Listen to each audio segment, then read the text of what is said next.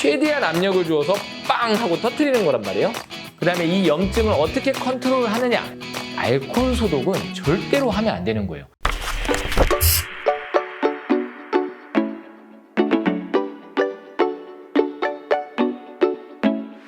네, 안녕하세요. 한의사 박정우입니다. 네, 지난번에 아토피에 대해서 올려드렸는데 많은 분들이 큰 도움이 됐다고 말씀해 주셨어요. 네, 특히 이제 식염수를 바른다는 거에 굉장히 신기하고 또 해보니까 좋은 효과가 있다라고 얘기해 주시는 분들이 많았는데요. 그게 사실은 제 핵심 비법인데 오늘 유튜브를 통해서도 이제 제가 남김없이 공개를 할 겁니다. 오늘은 여드름에 대한 거예요. 그러니까 비슷해요. 아토피와 여드름이 왜 완전 다른 질병인데 그런데 어쨌든 얼굴 부위에 생긴다는 염증이라는 면에서 비슷하고요. 그 다음에 이 염증을 어떻게 컨트롤하느냐 그리고 올라오는 열독을 어떻게 내릴 것이냐 이런 면에서는 사실 동일하다고 볼 수가 있어요. 물론 이제 아토피는 어린애들부터 청소년 초기 좀 중학생 때까지가 많다고 하면은 여드름은 중학교, 고등학교, 성인 20대 중반까지가 많죠. 그런데 본질적으로 아토피와 똑같아요. 심장에서 출발한 혈액이 다리나 배 쪽 밑으로 내려가야 되는데 얼굴 위로 오르는 상황입니다.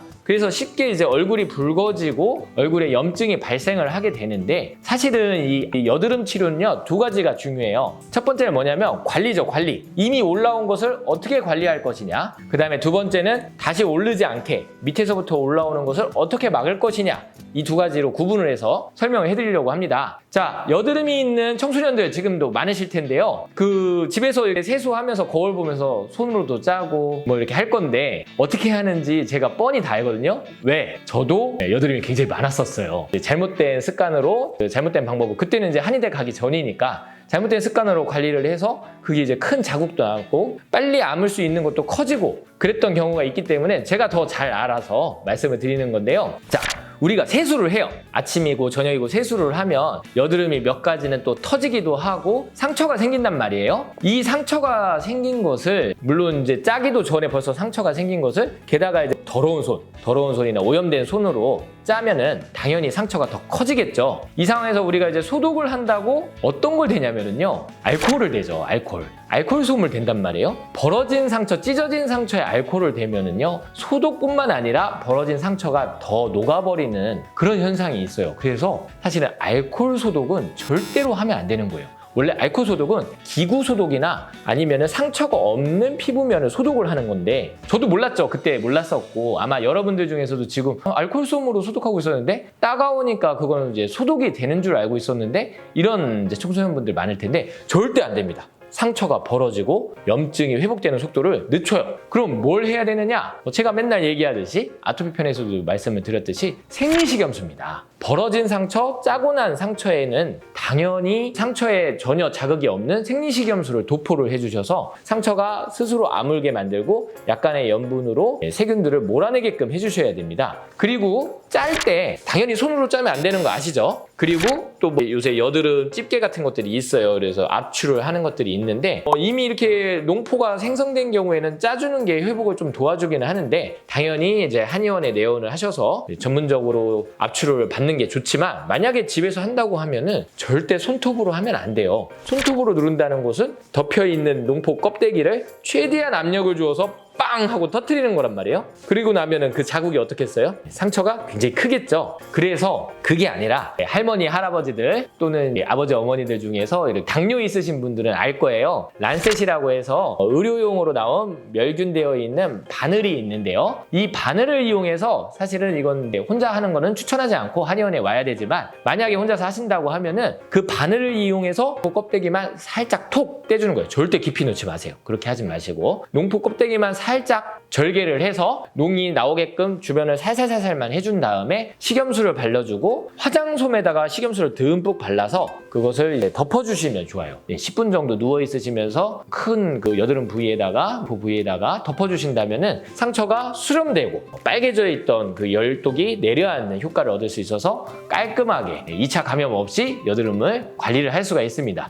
꼭 기억하셔야 돼요. 소독은 알코올 쏘면 안 돼요. 그리고 혹시 또 과산화수소 이용하는 사람도 있는데 그건 더 안 됩니다. 알코올, 과산화수소 이런 건 안 되고 생리식염수를 이용해 주시고 화장솜에 듬뿍 생리식염수를 발라준 다음에 덮어주시고요. 압출을 할 때에는 절대 손톱으로 누르지 마시고 란셋 같은 바늘을 이용해서 멸균된 바늘을 이용해서 조심히 하시는 게 좋고요. 당연히 한의원 같은 의료기관에 방문해서 받으시는 것을 추천드립니다. 두 번째는요. 아까 얘기했듯이 올라오는 것을 더 이상 오르지 않게 열독이 오르는 것을 예방을 해야 된다 그랬는데요. 이 열독은 아토피 편에서도 말씀드렸듯이 결국은 심장에서 출발한 혈액이 얼굴 위로 오르는 증상이에요. 그래서 아토피도 그렇고 여드름도 그렇고 심장을 진정시키고 최대한 심장이 뛰지 않게 해야 되고요. 음식도 심장을 흥분시키는 음식은 여드름 아토피를 다 악화시킬 수 있으니 되도록 심장을 진정시켜주는 그런 음식을 먹어야 되는데 제가 대표적인 걸로 맨날 얘기하는 것이 심장을 흥분시키는 대표적인 음식 1번이 찬물입니다. 찬물.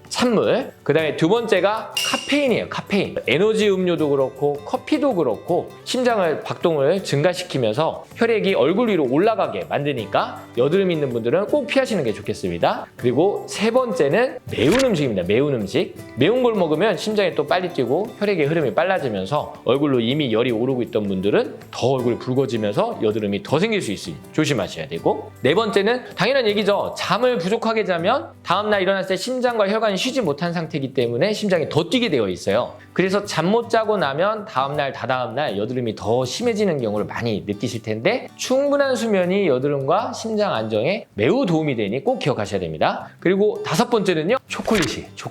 초콜릿 먹으면 원래 가슴이 뛴다고 하죠. 이것도 약간의 심박출력 증가 그런 기능이 있는데 초콜릿 먹으면 여드름이 심해지는 사람들이 정말 많아요. 그래서 초콜릿, 초코과자, 초코 음료 이런 것들 조심하셔야 됩니다. 마지막으로 장 트러블이 일어나는 음식, 갑자기 단계 들어온다든지 아니면 사람들 앞에서 좀 이렇게 긴장되고 더운 공간에 있고 이런 모든 것들은 다 심장을 흥분시키고 갑자기 업되게 만드는데 여드름에 좋지 않으니 그런 것들도 꼭 신경 써주시면 좋겠습니다. 자, 오늘 여드름의 관리와 여드름의 원인인 열독이 오르지 않기 위해서 우리가 집에서 할 수 있고 평소에 할 수 있는 생활 습관 말씀드렸습니다. 여드름 편 오늘은 여기까지입니다.